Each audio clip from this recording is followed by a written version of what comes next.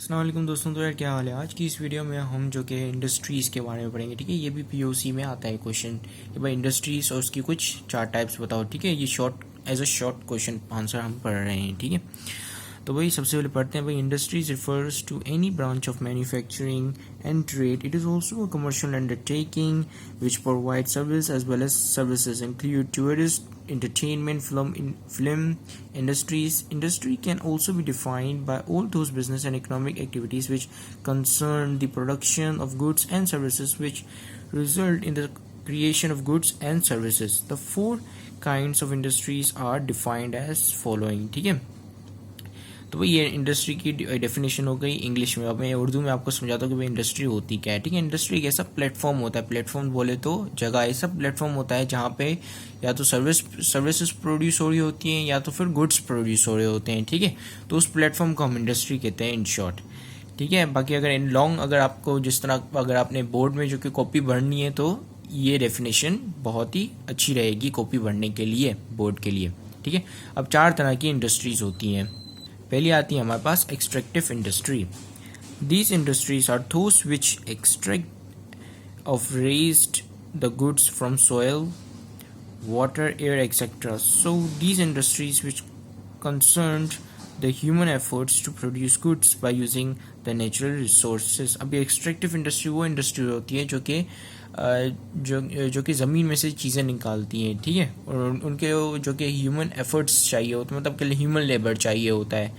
ठीक है, अब जैसे कि फ़र्ज़ करें कि जैसे जो माइल्स कोयल माइल होते हैं, कोयल माइल की कोयल इंडस्ट्री हो गई। ठीक है, तो वो ज़मीन में से कोयल एक्सट्रैक्ट कर रही होती है। ठीक है, कोई भी ऐसी इंडस्ट्री जो कि ज़मीन में से चीज़ें गुड्स एक्सट्रैक्ट करके दे रही हो तो उसको हम कहेंगे कि भाई ये एक्सट्रैक्टिव इंडस्ट्री है। ठीक है, अभी हमारे पास genetic industry. This industry has been made to work on the different species of plant and animal and they provide in taking care of agriculture. Genetic industry basically वो इंडस्ट्री होती है जो कि चाहे प्लांट्स वगैरह ऐसी चीज़ों के ऊपर काम करी होती हैं ताकि ज़्यादा से ज़्यादा फर्टिलाइज़र बन सके और एग्रीकल्चर की ग्रोथ हो सके। ठीक है, उनके ऊपर जो रिसर्च वगैरह कर रहे होते हैं वो जेनेटिक इंडस्ट्रीज़ का काम होता है। ठीक है, ताकि वो जो कि एग्रीकल्चर मुल्क के जो कि एग्रीकल्चर प्रोडक्शन को बूस्ट करे या इन्हेंस करे। ठीक है, अब तीसरी आ जाती है हमारी manufacturing industry. These industries manufacture the raw material